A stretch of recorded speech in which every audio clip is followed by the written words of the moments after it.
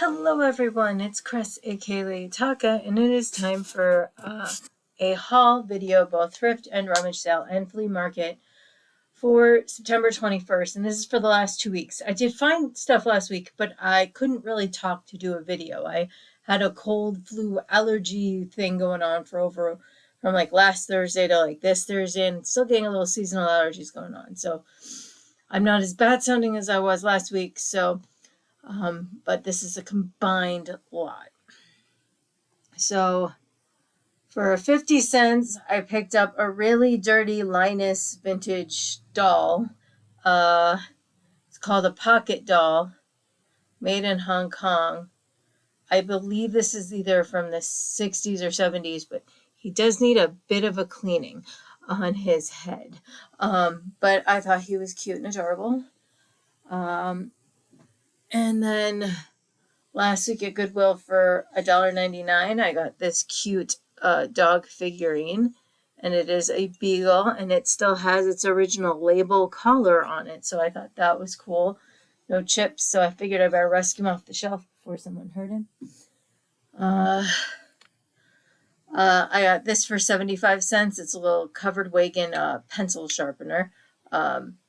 I just thought it would look funny in a section of my dad's village. If it ends up being really worth something, I'll sell it. But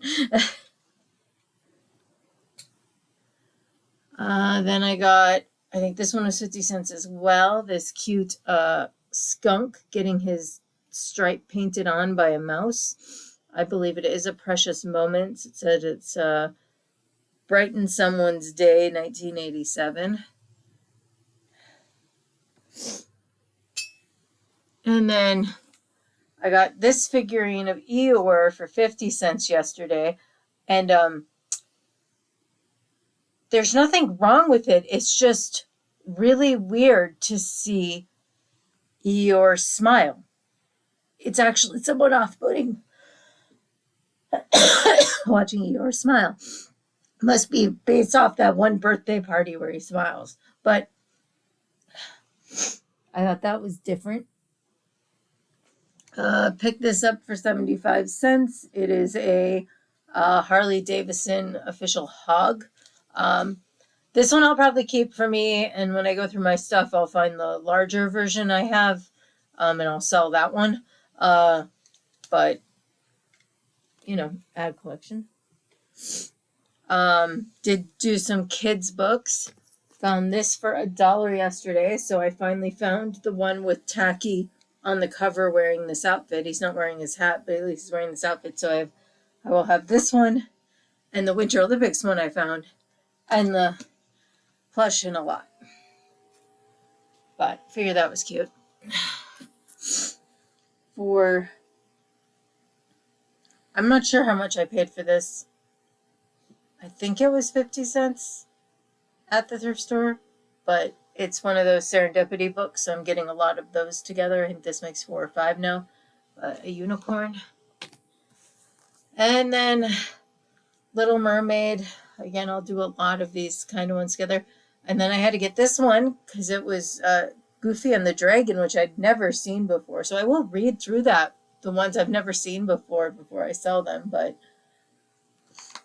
and then I got Picnic in the Woods. Hadn't heard that World of Reading one. And then a Jungle Book theme one, the Runaway Wolf Cub. So I'm going to see if that's just the basic Jungle Book story or not. But it was a different cover. And then I got 4 of these, and I think one ended up being one I already have. But I got The Castle Ghost, Great Britain Adventure. And this is the one I repeated, Australia. And then we got Donald and the Big Cheese in the Netherlands, and Painting the Town in France. So again, I'll get a good lot of those together. This I bought this week for $2.99, a large Annie doll. Her hair's a little rough in places, but I think she's from the 80s, and she doesn't have anything in her pocket, which seems about right since I'm pretty sure it was a little tiny Sandy the dog originally, There's no way, unless you sewed it on, that anyone would keep it in this tiny ass pocket. This pocket is like representative of women's pockets in general. It literally, I can't figure. I can't even put one of the like little tiny figurines I found in that pocket. So it would have been a really tiny Sandy the dog. But overall, in very good shape by Knickerbocker. Now she saved $4 each, but I did not pay that. I paid $1 a piece for these ornaments. I have not tested them yet. They all say they've got light, sound, and motion. I'll have to test them on my tree, but we got like a Christmas radio, a phonograph, and a rotary telephone, which will drive some kids nuts. And then today, last week, I got these two birdies for $1 a piece. They were two for the set. I can't resist that Mexican Tonala looking pottery, although these do not look hand painted. They look more applique, but you've got a bird on the bird and then flowers on this one. This one has a rattle in it for some reason. It doesn't look like any piece on the outside is chipped off, but it sounds like something might have chipped off inside of it. I'll probably keep those as a set. And then today we drove way out in the middle of nowhere in back Ishpring, and thankfully she hadn't sold out of everything yet because that was one long drive to go all the way there. But she had a shaker collection and an elephant collection. So for the elephants, I of course paid up for the one for $1.50. That's kind of that Mexican pottery theme. This one's marked Mexico, and the signature, which I'm gonna have to research because I just got back, I haven't researched anything, is like a little insect flying, butterflies maybe. That's the only sign of a signature on here. So that'll be an interesting thing to look up.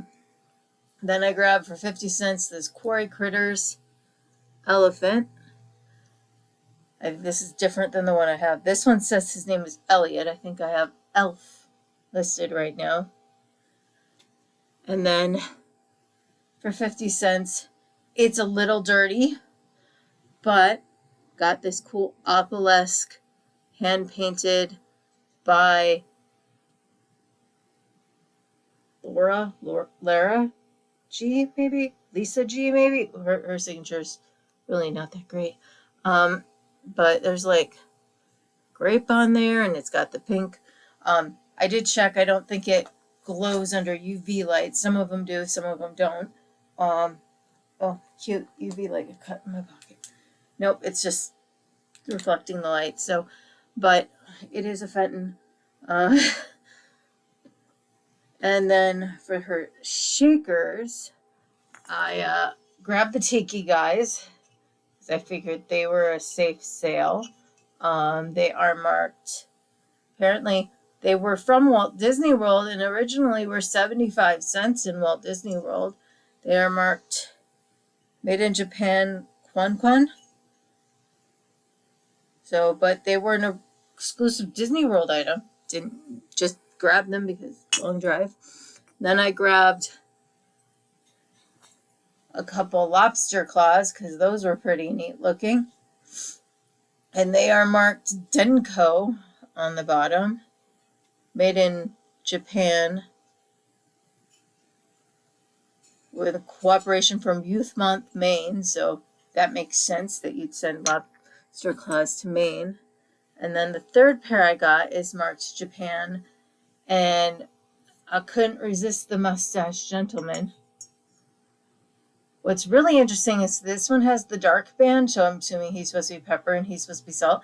But it's like they tried to still put a band on here, but didn't actually trace it all the way on like with paint. They just little tiny lines of a band. But they both marked made in Japan, and I thought he was really cute with his sombrero. And they look in pretty good shape.